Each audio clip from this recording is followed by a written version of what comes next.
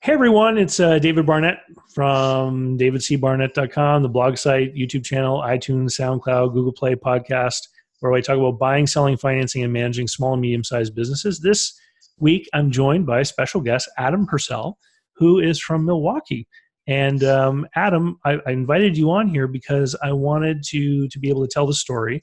You and I worked together to help sell your family business. And I just thought it would be a really interesting story to share with all the people who watch my YouTube channel. Why don't we start off by, why don't you tell us the story of the business and how it came to be and what kinds of stuff you were doing there? Sure. Yeah. So basically, the business that we had, it started off as a small family bakery in a suburban neighborhood in southeastern Wisconsin. My mom and my grandparents and my uncle actually kind of ran it, and quite frankly, was kind of running in subsistence. Right? They really weren't making any money. They weren't making any money enough to survive, put food on the table. And my mom had a big vision and wanted to go further. At that time, I was at the University of Wisconsin-Madison, and about 6 months before I graduated, I was getting my business degree. She called me and said, "Hey, I think it's time that our grandma Nonna and my uncle move back to Michigan and kind of go into the retirement phase. I want to take this to the next level. Do you want to do that with me?" I actually said no at first. Mhm. But after about 3 months of her kind of pleading her case, I knew I had someone who knew what they were doing on the operations side. Right. So we jumped into partnership. I graduated in December, and January 31st, we opened the new version is what we actually just sold about, I guess, 12 years ago or so. Okay. And so the new version being a much bigger, much more serious kind of business. Correct. Yeah, and we decided to be very specialized on cakes, pastries, events, and weddings. So we went in as specialists and really focused on what we were best at, which I had known, and I always had an instinct and had learned in business school that specialization, quite frankly, is where the money's at. Yeah. So, I mean, you sold this business. It's a private transaction. These numbers we're not going to talk about the numbers, but just so Sure. people have an idea of how big this business was, how many employees were there? We had about 20 employees. Yeah. Okay. So, and was it open every day or just six? 6 days a week. Six Okay. days a week. Yeah, we had the luxury. At one point, we were open 7 days a week, but we were doing so well, we actually decided to close on Sundays so we could have family time. So that's one of the nice benefits about having a business that is financially performing. You can make those life work Mhm. balance decisions a little easier. Did that help with recruiting? It did big time, and it helped with Yeah. family mental health as well. Because at the end of the day, owning a small business is difficult. It takes a lot of time, and having that day to totally just kind of clear your mind, to clear yourself of responsibilities is good for you. But yeah, also having being able to recruit staff members that don't have to work both weekend days Yeah. is a really nice benefit in a retail business. Cool. So then what changed? What made you and your mom decide that you didn't want to be the owners anymore? Sure. So at first, I was a bit of a silent partner. I was behind the scenes. I did the accounting, the marketing, the high level strategic decision making. But as the business grew and became more successful, I had to step in, specifically with staffing and managing. Right. That I would say is probably the most difficult part of owning your own business. Right. It's also the biggest opportunity because you can replicate yourself through your staff. But as the staff got bigger, that was an area my mom was not strong in. Hmm. And I had a full-time corporate job at the time. So I started spending more and more time in the business. When we opened our new facility, which really was a function of we were just busting at the seams at our old one, I came on full time because the staff, we went from 12 employees to 20, and I just couldn't do it remotely anymore. It was never supposed to be my long-term career path, but it's eventually what happened is, as the business became very large and very successful, the infrastructure kind of grew around me instead of around my mom, which was not the plan. And my mom was approaching retirement age, so it wasn't time for her to put in 5 or 10 more years and Right. really learn something new. We knew at that point in time, in order for me to move on and in order for the business to really become what it could, it needed to be in the hands of a younger version of my mom. And that's really what we started looking for. Okay. So basically knowing that your mom was going to retire and that you didn't want to carry this on into the future, this was the impetus that said, now's the time. That's exactly right. Because at the end of the day, you really the owner really should be extremely passionate Mm. about that business. And my passion really was a family commitment, right? And once that business, I'd kind of outgrown the business, it was time to put it back in the hands of somebody who was like my mom, just very, very passionate about it, right? That's where the long term, not only wealth but happiness is, right? Yeah. So it was around that time that you reached out to me. Correct. Yeah, that's exactly right. Okay. And so we worked together and I did a most probable selling price evaluation and I came up with a number and when you decided, yeah, we're going to move forward and sell it, one of the interesting things for me is that you took my number and you rounded it down and Sure. everybody else wants to round it way up. Can you speak a little bit about that? Because I think it's insightful into the space you were in as far as your thinking. Absolutely. Well, first off, I'm all for fair deals, right? I'm a firm believer, in maybe leaving a percent or two on the table. I don't want to squeeze every penny out of everything that I do. That's just a mental mindset that I have for myself and people I do business with. The second thing is, we were very serious about selling, right? And I'm a realist. And there's also an opportunity cost, right? If your mind and your heart is no longer in something, at the end of the day, let's just throw a random number. Maybe can I squeeze out 50 more grand, but maybe you lose a lot more by not being your mind and work ethic not being where it should be long term, right? So to me, it just wasn't worth it.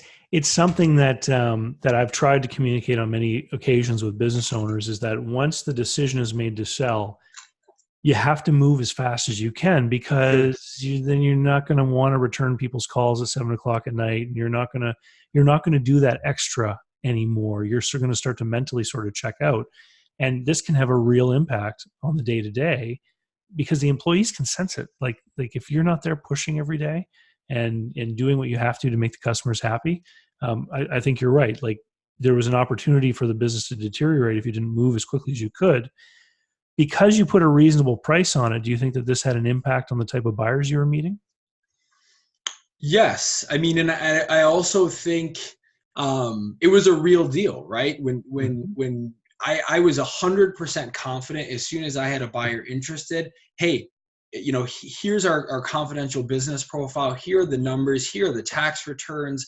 It was a legitimate deal with very, very financeable numbers. So Yep. it made me extremely confident. Because I was very cautious not to be too pushy, right? Which I think is one of the challenges quite frankly, when you don't have a broker, is you do have to be careful about how much you're pushing it on the buyer. But if it's all based on facts, and then when the bank gets involved and they're checking everything off and saying, hey, this absolutely makes sense, it absolutely affects the speed and seriousness of how quickly you can move down the path with a potential buyer. So when was it that we finally got this on the internet? It was about September, maybe, or I October. thought it was about, if I remember, I think we started talking in July and maybe it was mid-August or something along those lines. Okay, and so by Labor Day for sure it was Hmm. online. Yes. And then how many buyers went through? Because we had a couple of things they had to jump through. How many of them got through that to talk to you? Do you recall? I think we did about three or four from the online marketing piece, which Hmm. obviously you list anonymously. We had about three or four that went all the way through, met on site, did the full tour, and we started getting into all the details. Okay, and it was the last one that ended up being the purchaser. Well, not exactly. So the purchaser was basically found in October. I guess the eventual purchaser, but they, I will tell you this, they didn't have, like most buyers probably don't have all their ducks in a row, and they did not. They were very serious about what they were doing, but they were still kicking around the idea of actually actually making a purchase. So once they found ours, and again, the package was, beautiful facility, well-run business, great financials. Once they saw that, I think the light bulb went off for them, and right away they started working with the bank and all of these things. But they hadn't done that prior, which, that's why we didn't end up closing for 5.5 months. Yeah. And so you guys were about as well prepared and intentioned and motivated as anyone could hope for. And from start to finish, we're still talking about a 6-month or more process, right? Yeah, correct. Absolutely. When it became obvious that you and the buyer were going to be able to make a deal, when you agreed to terms, how did you work with them to help them with their banker? Great question. So first of all, just I would say being very proactive and making sure I had a healthy relationship with them, right? There was a natural camaraderie right away, but making sure that I approached this as much of, I would say, like as a friend as I possibly could. And I was I threw it out there. Hey, I'm more than willing to meet with your banker on site. So I think after the first tour we did, they actually, for the first time, they were meeting the banker actually as well, but we met on site the next week. And again, just being very honest, open, making sure that one thing for me, right, is getting information to people as quickly as you can, because when they ask for it, that may be that, that half a day they can are focused on it, and we might lose them for another week if you don't get them that information at that time. That I will say, is another benefit working with you by doing the confidential business profile. We had our ducks in a row.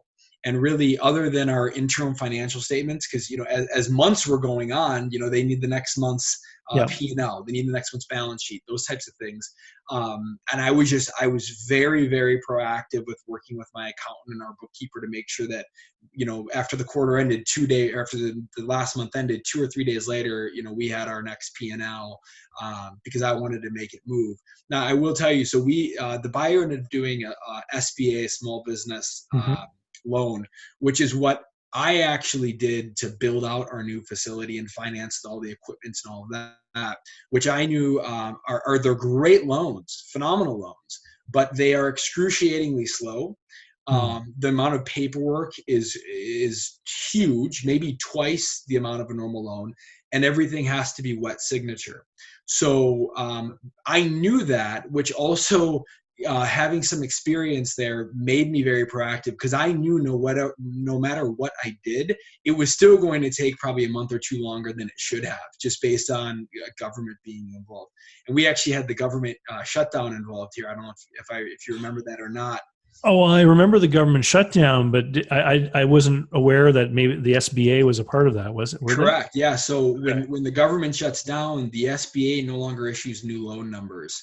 So it was, that was a very interesting aspect of the deal that, I was pushing on everyone to get things done. At the end, our business is very cyclical. So the perfect scenario would have been a January 1st sale date. And everyone knew that, everyone was on board, everyone got it, everyone understood. But with the government shutdown, the bank really, we kept getting pushed to the middle of the pile, because they knew at the end of the day, they weren't going to be able to get the loan number. So they were just kind of moving at their casual pace, knowing that it probably was going to happen in March. So that's what happened. And so the deal happened, the financing occurred, you guys met with lawyers and signed final papers, and you got the check. Describe to us what it was like to go through the transition with the new owner. Sure. It was a lot of fun, to be honest. I liked the new potential owners from the day I met them, because they do have a partnership similar to what my mom and I had.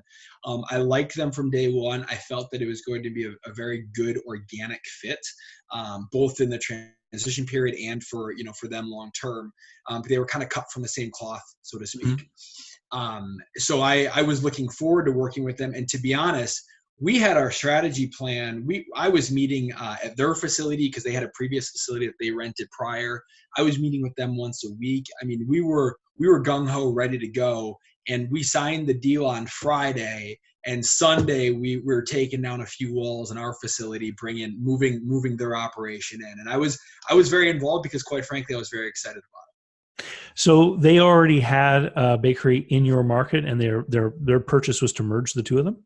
Correct. It was a very, very good strategy. And quite frankly, that was not their initial plan. Their initial plan was, they were looking for facilities and all of these things.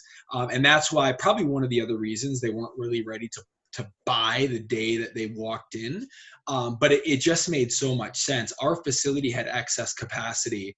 Their business was about the third the size of ours, which could easily fit into our facility.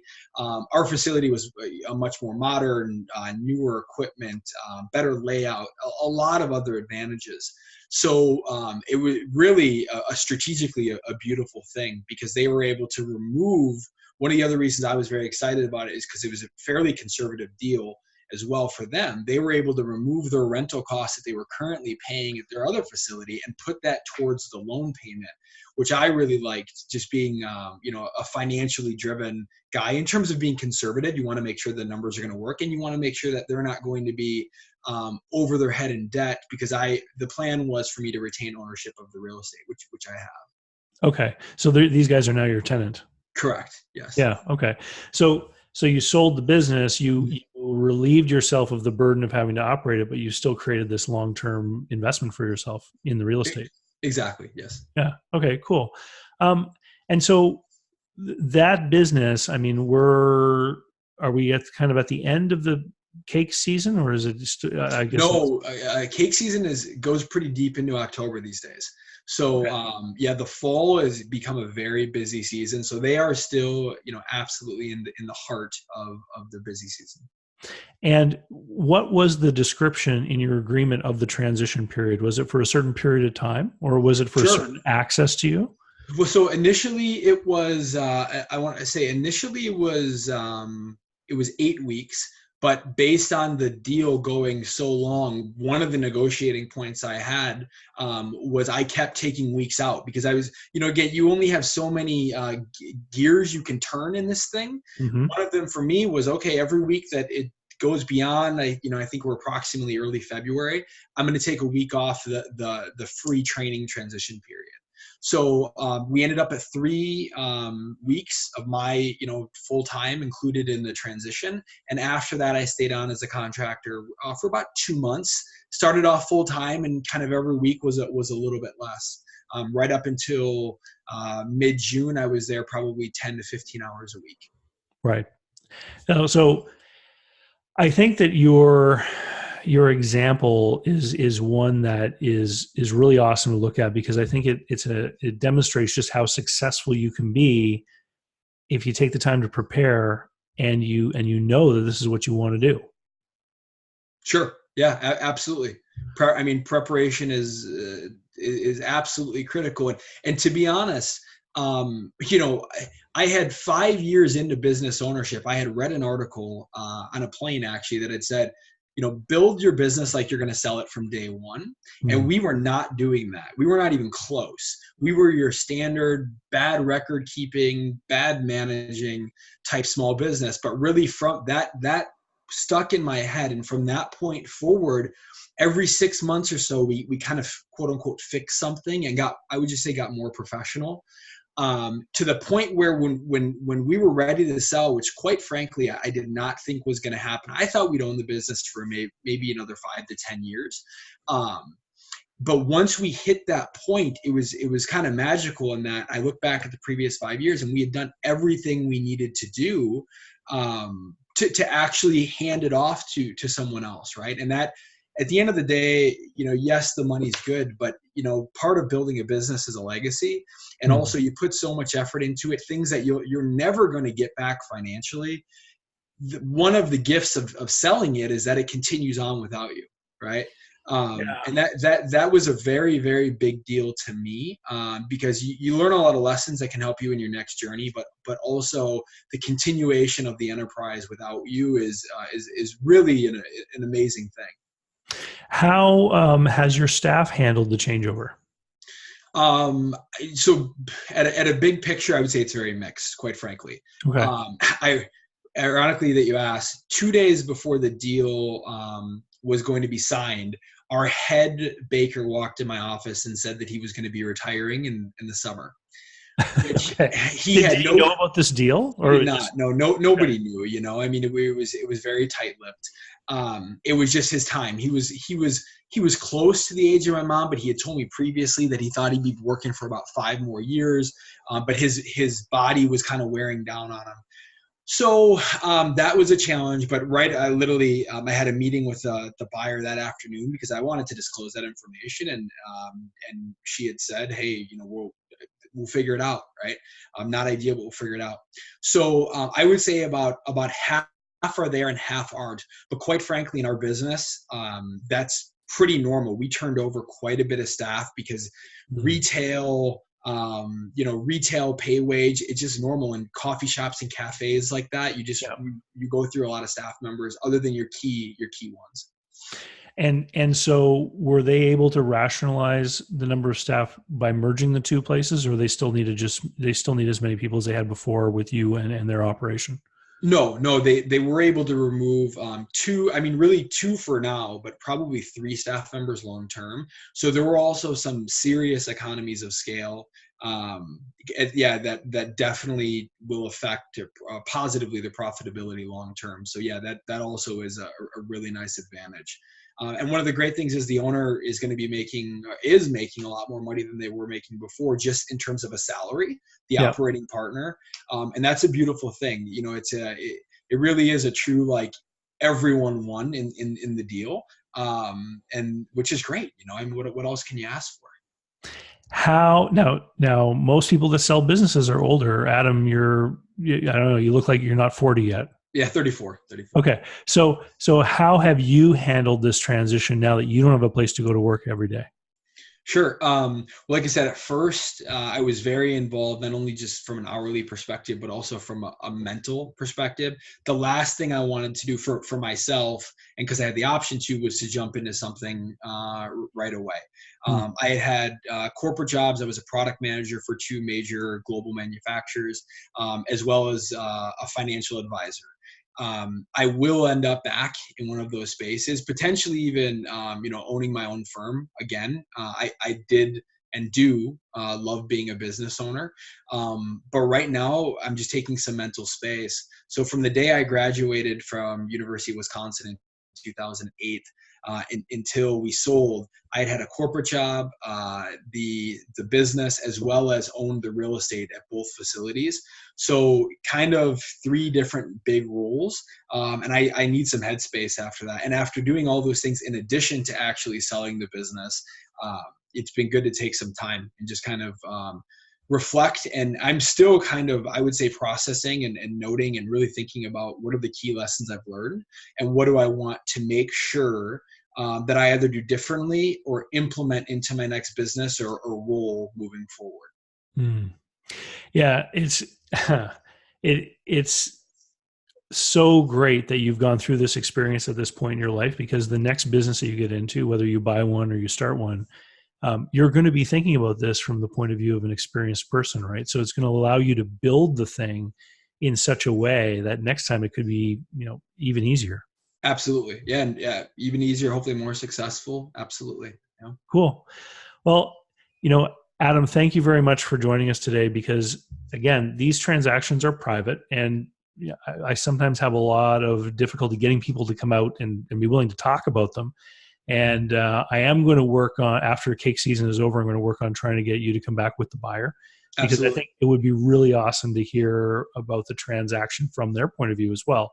And it sounds like they're pretty interesting business people too, having already been in business and then, merging this to create these synergies. So thank you. And we hope you have a great day over there in Wisconsin. Thanks so much, Dave. Appreciate it. All right. And if anyone out there wants to learn how I help people sell their own business, just go over to www.howtosellmyownbusiness.com, which is where all the information is. And you can see the flow step by step that Adam described as we were going through the conversation here today. All right. We'll see you later.